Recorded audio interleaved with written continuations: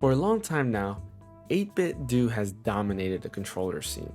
I've frequently used the SN30 Pro as my smaller, more portable controller to take with me on the go. But in comes Cracked with the NEO S Controller.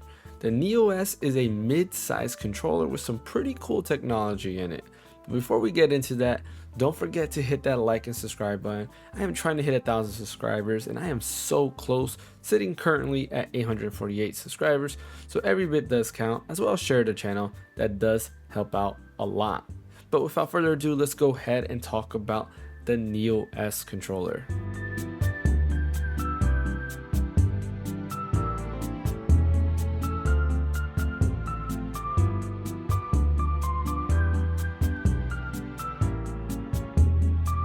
The NEO S is a follow-up to the Nitro deck from Cracked. For those of you who don't know what the Nitro deck is, I highly recommend watching my video where I explain exactly what the Nitro deck is and also give my thoughts on it. But the NEO S is different from the Nitro deck in the sense that rather than you having to go ahead and dock your Nintendo Switch to the controller, the NEO S is a standalone controller, meaning you can use it in TV mode, in portable mode, or tabletop mode as they call it, or you can also of course use it on PC, Mac, Windows, Android, and pretty much everything else out there. Now let's start off with the design to the NEO S. I will say this, when I first went and looked at it, I wasn't sure if it was going to be comfortable because it is using the NES style rectangular design and it is kind of weird looking. When I actually saw the videos of Crack's team actually explaining exactly what they thought about when they were making this controller, they explained it that it's similar to a smartphone where they were looking at different designs, and the most common design that people use is the smartphone in terms of the landscape mode. And yeah, I guess I could see the philosophy behind that, but I will say this controller actually is pretty comfortable. If you look at the back of the controller, there is a little bulges on the edge, which makes it a little bit easier to use and hold versus, let's say, a smartphone. And overall, I feel like it's not a bad design. Definitely feels more comfortable than the SN30 Pro. The SN30 Pro is pretty much just an SNES controller without any type of grips or anything like that. Therefore, it is a little bit harder to hold for longer periods of time, especially if you're not playing a 2D game. When it comes to just the ergonomics, that was the biggest thing that I was afraid of. In my previous review on the Nitro deck, you know that I had some gripes with thumbstick placements and the way how far like the face buttons were and so forth. But with the NEO S, I feel like it's a really good design and it definitely is better to hold than the Nitro deck actually. Now speaking of design, I went and chose the classic clear edition, which is actually pretty dope. It's just this pretty much clear looking controller where you can see the insides, which is awesome. It has that old Game Boy Color feel, or just the controllers, or not controllers, but the whole aspect of the 90s where everything was kind of see-through, which is pretty cool. The face buttons are also nice because they are pretty colorful. I guess they're trying to mimic the Famicom, the Super Famicom rather, button layout design, which is pretty neat, which I do dig. And everything else about it's pretty cool. The thumbstick though, at first I wasn't the biggest fan. I'm not a fan of like the ridges or that thumbstick layout. It reminds me of the PS3 controller, which I did not like the thumbstick layout to that. My fingers will always constantly slip off. But I will say that having those little ridges on there does help out a lot, and it's actually not that bad. Even though I would prefer something like the DualSense controller or the Goldie Kit controllers thumbstick layout, or even the 8-bit do Ultimate controllers thumbstick feel, it's not a bad design overall, and I did get pretty used to it when using it. It wasn't like my fingers were slipping off or anything like that. I did feel like it was just normal. It didn't feel too bad. But on the flip side to that, you can change the thumbsticks. If you do not like how the thumbsticks feel, the thumbsticks are interchangeable. You can easily just go ahead and pop one off, go ahead to Crack's stores and buy a set of thumbsticks and just swap it out if you want to. Or if you own a Nitro deck, those did come with a separate thumbstick topper, so you can go ahead and actually just replace those and use those if you wanted to. Button wise, everything is pretty solid. The D-pad is wonderful. Actually, it works really well. Had no issues with the D-pad. I was playing some Super Mario Bros. 3 Advance or Super Mario Bros. Advance, and honestly, had no issues. I was doing the e-reader levels and no issues there. Everything was registering correctly. So that was a good thing, because usually when it comes to a lot of controllers, I feel that the D-pad is always the hardest thing to get right. And I do feel that the D-pad is great on these. It's pretty much the same D-pad that's used in the Nitro deck. So honestly, if you like the Nitro deck's D-pad, you're gonna like the Neo S's D-pad. Same goes with the face buttons. Face buttons register correctly, no issues there, no type of input latency or lag or anything like that. The travel feels good and just feels normal. So the face buttons as well are just as good. And I believe they're pretty much the same face buttons as the Nitro deck, so you will get a similar feel to those. The Neo S controller is also pretty customizable. There's a lot of things you can do with this controller, such as switching from dead zone to no dead zone mode, which makes it so that there isn't a dead zone, making it easier, especially if you're looking for the most accurate input sensitivity there. I personally like playing with dead zones on, but no dead zone mode can be a benefit depending on the game that you're playing. You could also adjust the trigger settings, because these are Hall effect triggers. You can adjust it in terms of the way it feels, so making it a lot easier, more of a hair trigger, I guess you can say, for games like Splatoon or anything that's like a shooter there, which works pretty flawless. There is a turbo mode.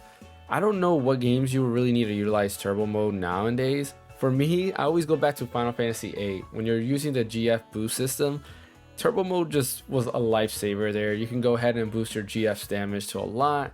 That's really the only reason I would use the turbo mode, but there is a turbo mode. You can go ahead and adjust that as well. The back buttons on the controller are programmable, which is nice. So you can actually set it to either separate buttons or to different inputs. So let's say, for example, you want to set it up as a Hadouken. You can go ahead and input Hadouken there, and when you press the button, a Hadouken should come out. Another cool thing about the controller is swapping it between devices is actually really easy.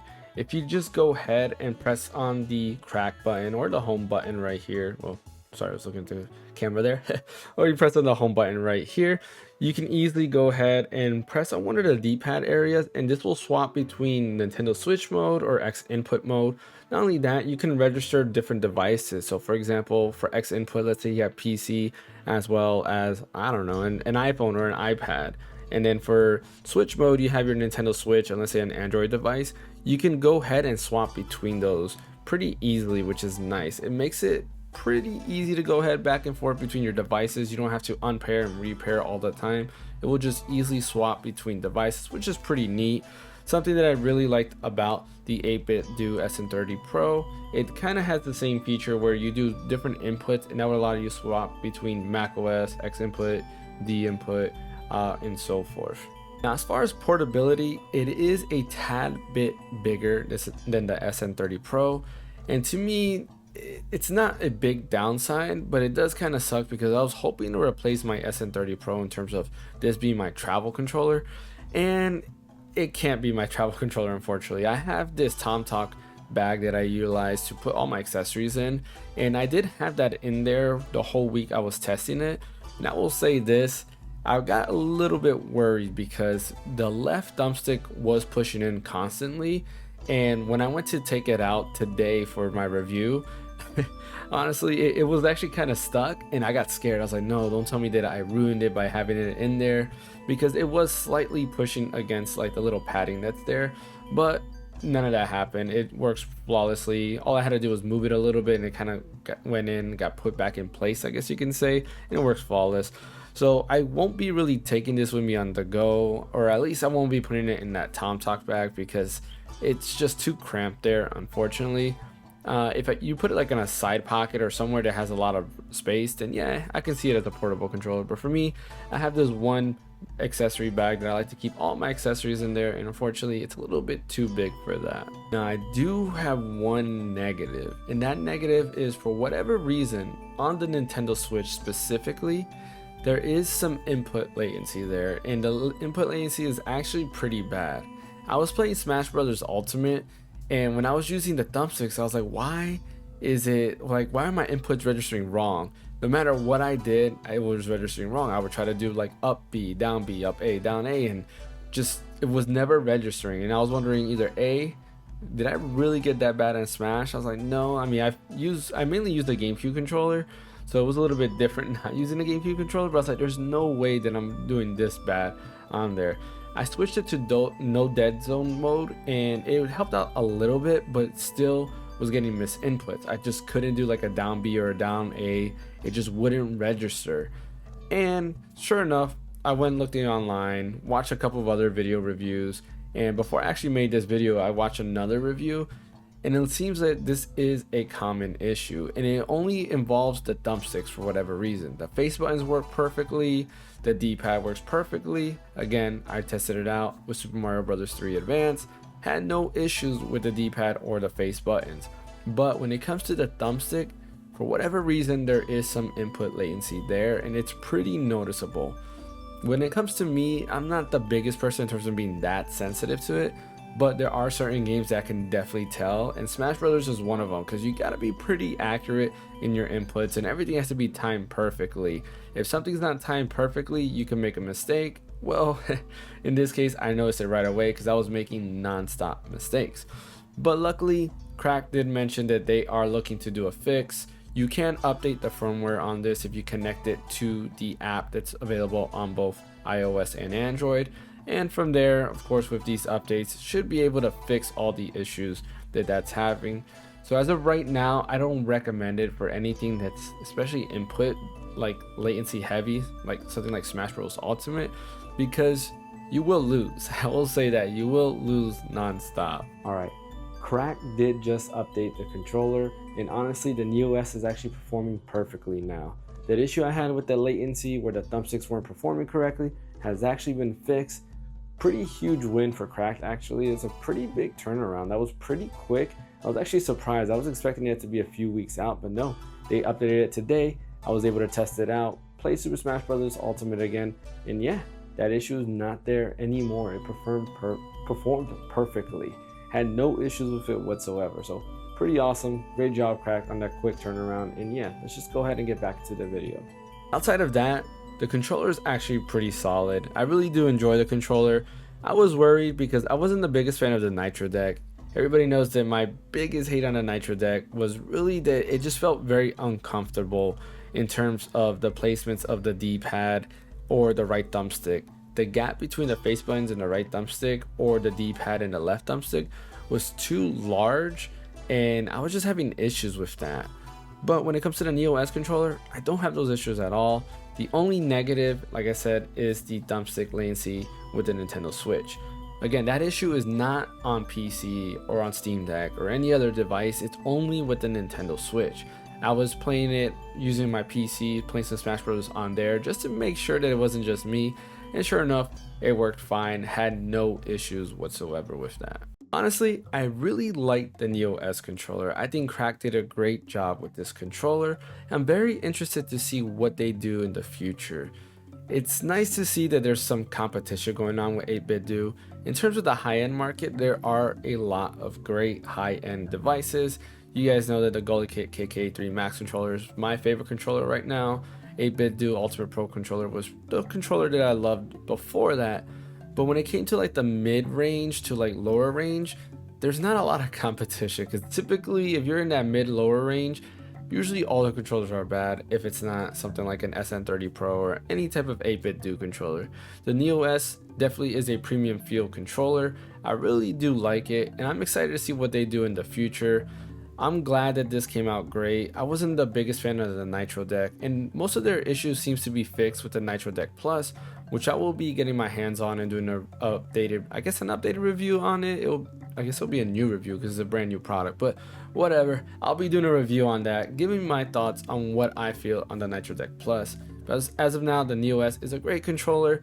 Do recommend holding off a little bit until that issue is fixed, but I'm sure once that latency issue is fixed, it will definitely be the perfect, or one of the perfect Nintendo Switch controllers to have around. Thanks for watching. Don't forget to hit that like and subscribe button. Like I mentioned earlier, I am trying to hit 1,000 subscribers. So close, so close. Definitely share the channel. It does help out a lot. I am planning to do a giveaway once I hit that 1,000 subscribers. The closer I get to that, the more information I will go ahead and release. And then definitely, we're going to be doing a huge celebration when that happens. My name is James, and I'll catch you guys next time.